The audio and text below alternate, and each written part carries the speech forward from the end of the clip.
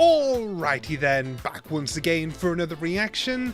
This time it's Demon Slayer Season 1, Episode 2. Very good start last week. Did a very good job of hooking me in right away. I'm very interested in Tanjiro's journey to heal or change Nezuko back. Really sad shame what happened to his family, because that was a pretty brutal mess to stumble into. It's not like your average childhood family death. This was a lot of them, and very graphically. And then his own sister's gone all rah on him, and it's not an ideal situation. Obviously, the most intriguing thing was when they ran into the person I'm referring to as Gyu, for short, because there was a lot more to him than initially met the eye. He really intrigues me, and I'm excited to see more from him. I want to bring up that I have a little note at the side of me that says the characters' names, just in case I would have forgot. And it says Tanjiro, MC, Nezuko, MC Rabid Sister, and Gyu, Sword Raditz from Episode 1. That's his name, Sword Raditz from Episode 1. Just little reminders, reminding me who's who. Okay, don't think we'll be seeing him show up again so soon. I think this episode is going to be about Tanjiro and Nezuko's baby steps along their journey. We're going to see what the travelling life entails for them and how well they're going to cope with it. And what sort of issues are going to start coming up. So I'm excited to see where we go from here. Now, I have consulted with the superfan that first requested me to watch this series over whether or not I should watch the OP. And I have been told, on good authority, that while there's nothing major plot-wise in the opening, it still shows you characters and what they can basically do, or it shows you their moves or something. And while that is a cool part of openings and is very much to be expected, she did advise me that if I really want the cool effect of seeing everything firsthand, I should avert my eyes during the opening. So that's what I'm going to do, because she said that the song is still really good, so I should listen to the song. And since I'm hosting this on Vimeo, it's not going to matter, because I'm not uploading this to YouTube with the copyright bots, so I'll let the song play. So yeah, that's basically what we're going to do. We're going to skip the opening, but otherwise I'm here to watch Demon Slayer, so let's go.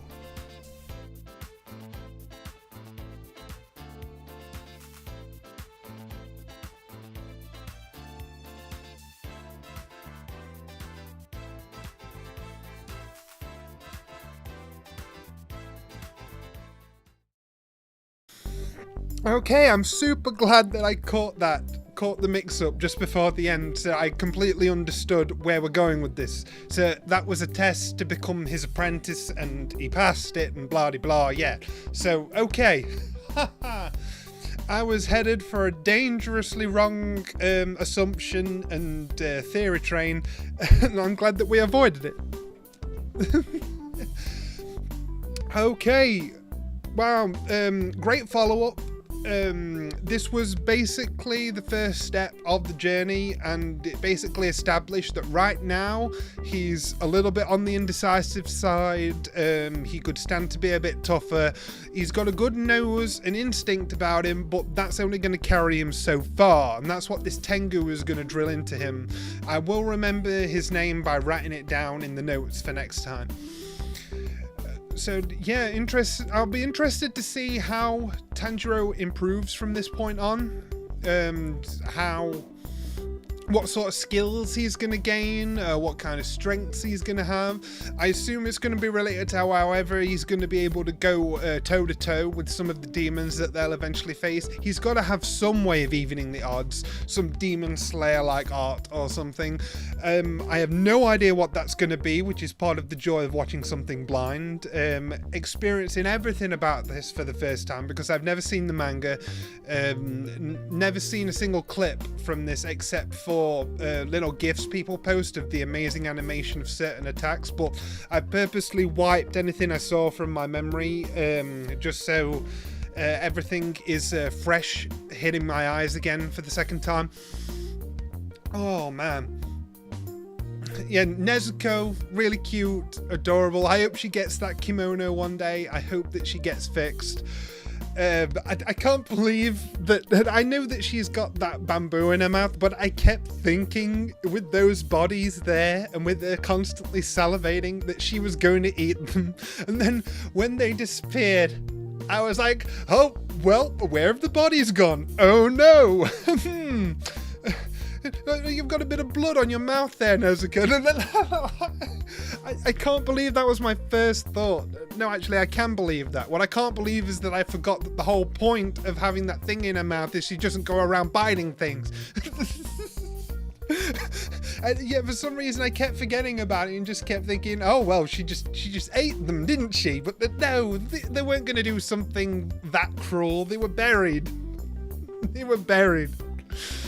And damn, sunlight really is lethal to these things. Like, he was only in it for what, 5 seconds, and he like screamed and shriveled into dust. Like, wow, even in vampire fiction they don't succumb that quickly. It's no wonder Nezuko's so terrified of the light. Can you imagine, like, I don't know, it's just like, okay, stay here, I'm gonna go get some supplies. She takes a small wander, and then the sun comes out from behind the cloud, and then he comes back like, where's she gone? Poof. That's dark to think of. I don't like that image, but I said it. Yeah, okay, Demon Slayer, 2 episodes in. Pretty top. I haven't found anything to complain about so far, I will say that. It's been visually stunning. The soundtrack has been really good so far. You saw me jam out to the opening. The opening's fire, that's pretty good.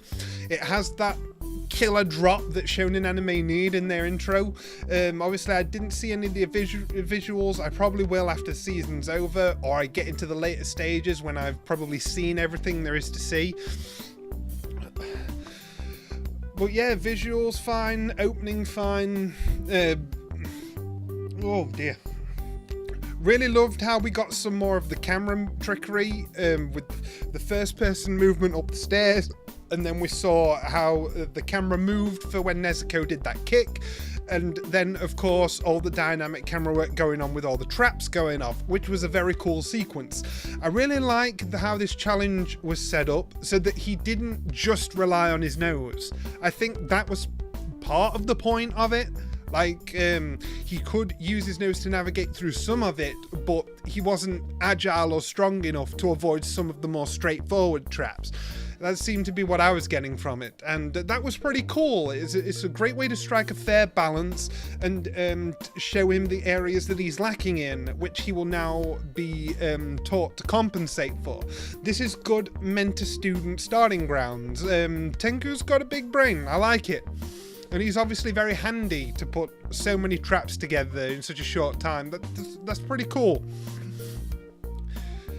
So yeah, and interesting how he said that it's really a one and done with Nezuko. Do not let her kill anybody, or you will be honor bound to kill her then yourself, because you didn't kill her when you had the chance. That's completely understandable for the world that they live in. At first I was going to raise an objection to it, but then I realized this is its own world with its own lore about these things, and from what we've seen so far, what he's saying may be totally justified, because Nezuko seems to be a unique case in that she can currently be controlled a little bit.